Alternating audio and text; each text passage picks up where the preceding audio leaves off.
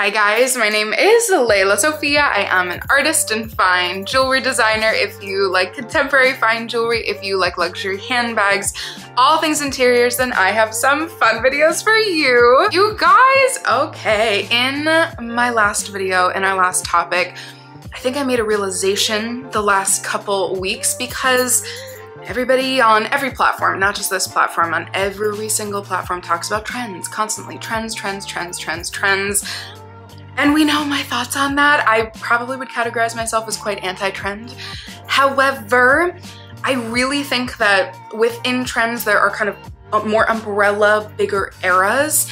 And we've seen a bunch of eras even amidst the absolute chaos of last year. I think as people were finally really discovering platforms like TikTok, really having a chance to, maybe even for the first time, I mean, I don't know, Vine and Tumblr, social media has definitely been doing this for a while, but just with the like access that these platforms have for a massive audience, for the first time, it was us making the rules. And so I think these little kind of micro trends popped up so much so quickly because everybody, you know, everybody had a chance to really give their perspective, which I think is so beautiful. But I think something, you know, I had been maybe talking so negatively about that because I'm all about finding your own voice and finding your own style.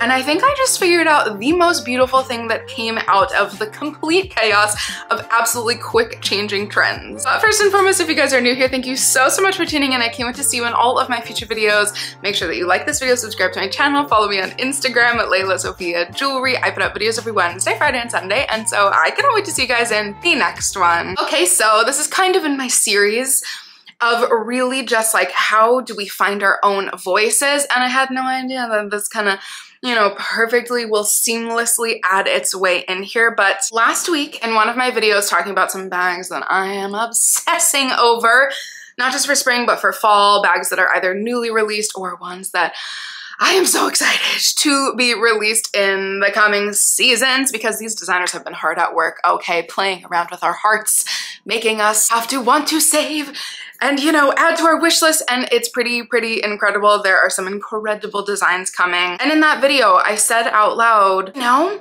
I actually really think people have been finding themselves more, even though everybody kind of wants to guess as to what the next era will be, not just the next trend we're talking about here, I think like umbrella era. If we look back a little bit, just to give this some context, you know, a bunch of different things have happened in the last couple years, especially since COVID. You know, everybody was going a little stir crazy.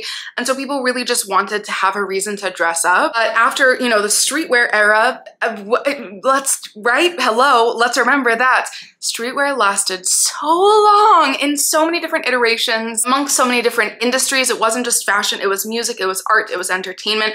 Streetwear was everywhere. We just have to give credit where credit is due because that was a long time of us just being bombarded with like really high level designers like Riccardo Tisci for Givenchy really implementing streetwear. I mean, think even Phoebe Philo for Celine. Think of Kanye West wearing Phoebe Philo, you know what I mean? There were so many kind of interjections of streetwear. And then things got a little muddled, but I can go ahead and say that the Y2K, you know, trend, I think definitely had a couple years. Think about the Fendi baguette, think about the Dior saddlebag, think about people really, especially Gen Z for the first time, you know, us millennials kind of lived it in the late 90s, early 2000s. I feel like I was a little scarred by that, just to be really completely honest. However, I loved it. I was here for it. But it's just, you have to give that credit. Y2K took over the internet, not just the internet. I live in New York City and I lived in Soho for the last, you know, 11 years. And even though I just moved, I saw a lot. And that is probably one of the best parts, is that I got to see so much. And then from Y2K, yes, there were a lot of micro trends. There was a lot of kind of moving parts, but let's go ahead and say it. For the last year, can we all say it together? What has been the phrase on everybody's mouth, good or bad? Quiet luxury, okay? And that is just, I mean, there's so many different elements go into these kind of bigger umbrella eras, not just trends. This is talking about not just what people are going towards, but you have to look at, unfortunately, you have to look all the way from fast fashion end of things, because that's insane how that has really been dictating a lot.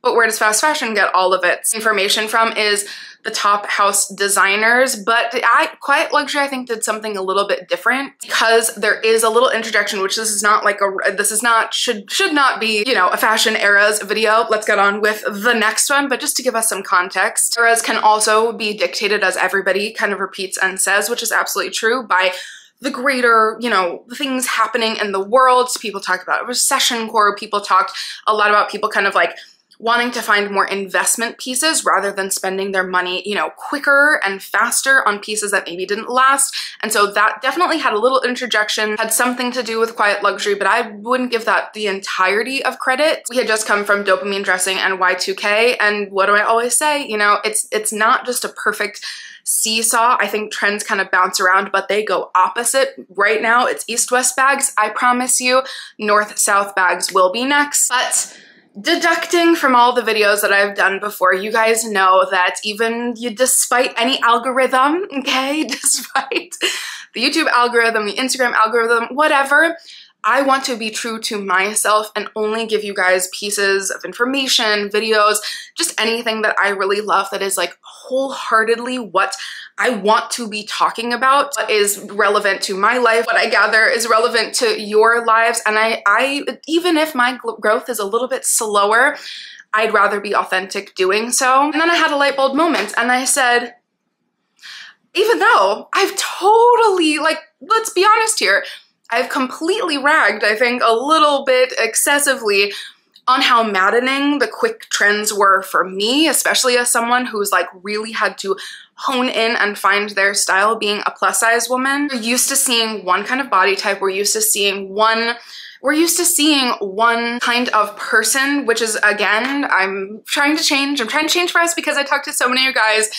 who just want, not that there's anything wrong with a model body figure at all, not that there's anything wrong with those gorgeous kind of original influencer body types. Imagine, like, there's nothing wrong with that, but just adding variety so that hopefully one day designers will start to make a wider size range. Okay, my little rant is over, but all of that is to say, I haven't had the same access that other people, let's say, have to be able to change my style quickly. I had to figure this out in my late teens, early 20s, because I've always been the same. I've always been larger. I'm extraordinarily curvy. And in the American market, in the European market, that's not a thing, okay? It certainly is not celebrated. And I certainly can't just go out and say, oh, tomorrow I want to dress office core and go get a blazer. No, I have to find a very specific plus size store that has a blazer that will go along with that. And then it still might not work and I have to get it tailored and it's a whole different thing. The positive facts of that, the positive, I think, side effects of me having to find my style so early is that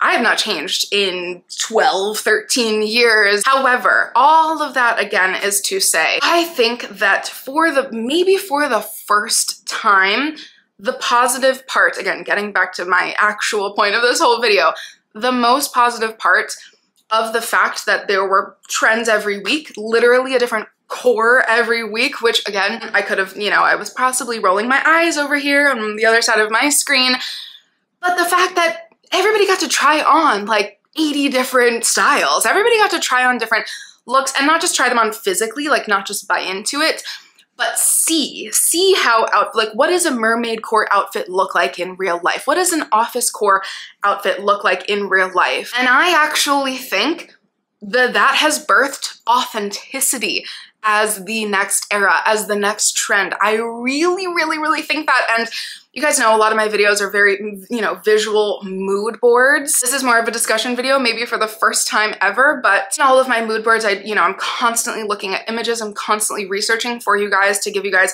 the most current, most beautiful images that resonate with me personally. I've never once put an image on the screen that doesn't like completely resonate with me, that I didn't already have saved in my screenshot folder. But amongst all of those images, I really, last couple weeks, I said to myself, something's happening. People are not just dressing the same way as everybody else. For a little while, yes, everybody was kind of dressing the same way, and what I think people thought was quiet luxury, but then people were misnaming as maybe the old money aesthetic. That was interesting, but again, I think people have really gone away from that. And I actually think that even if it's just visually, someone like me, right? Even if it's just visually and you're not constantly buying into new trends, Even if you're not on TikTok, like myself, even if you're not really on Instagram, even if you just watch YouTube, or you're just, you know, you've kind of just chosen one platform, you see it everywhere. It's just kind of inevitable, especially if you live in a city like me. It's inevitable that you're going to be seeing these different eras. And I think that exhaustion actually somehow brought people to what they really love, which I like claps for everybody, because I didn't notice it until a couple weeks ago. And maybe it's just with spring, with people feeling kind of better. Maybe it does have something to do with access, you know what I mean? Like there's so much access, whether you're old school like me and still love to read articles, or again, also if you're like me and just really have like a YouTube as your actual TV, that is how I operate. You're seeing it regardless of whether you're meaning to consume it.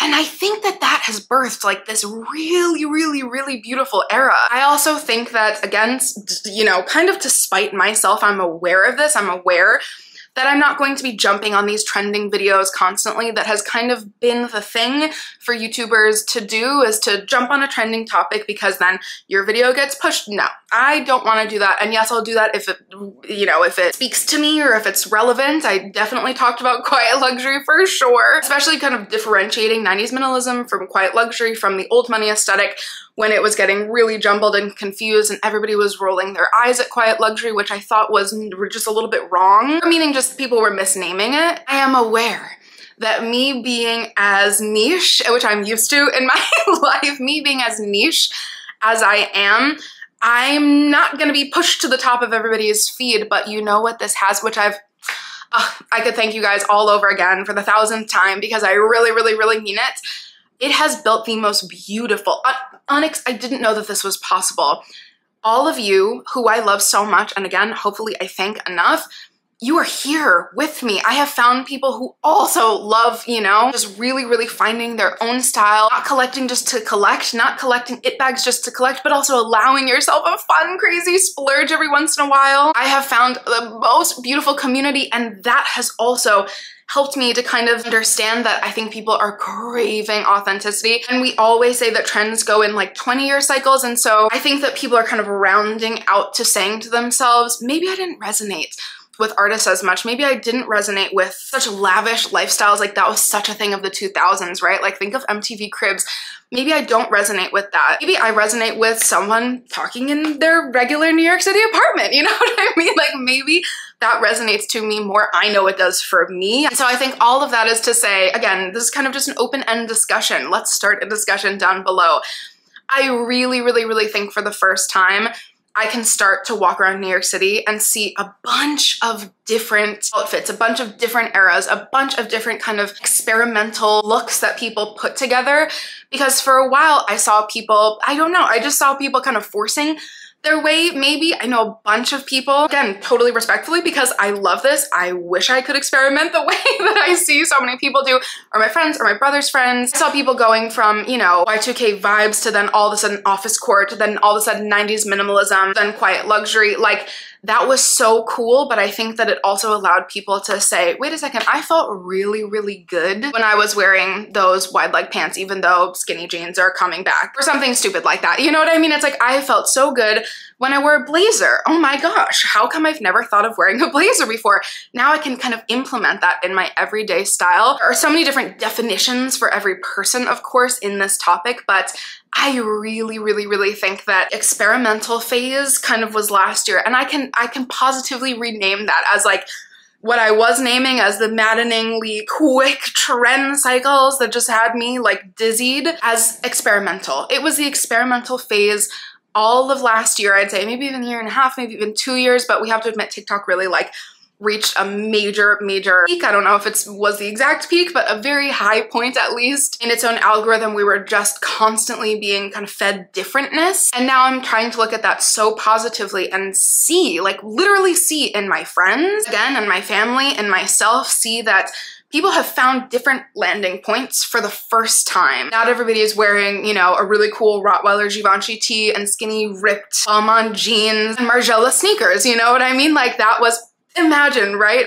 The streetwear era is just such a good example, because everybody was wearing the same exact outfit, a different iteration of the same exact outfit. So it's just a really funny example, which I honestly kind of loved. I, again, was like in my early 20s during that time, so it's very nostalgic for me. It's a great example.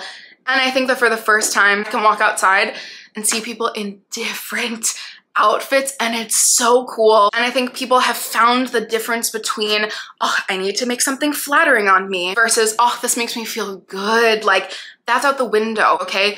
Things don't need to be flattering. Things don't need to make your body look smaller. You don't always need to be making yourself look appealing. You need to be making yourself feel good. And that, I think, is really, really, really finally coming through. I am so curious to hear your thoughts. This is probably the most open-ended video I've ever done. And again, most actual like discussion video. So I am so curious to hear what everybody thinks. Do you think I'm right? What do you think instead will be kind of named as this next era? I'm dying to hear everybody's thoughts. I'm so grateful for you guys for watching, and I can't wait to see you in my next one. Bye, guys.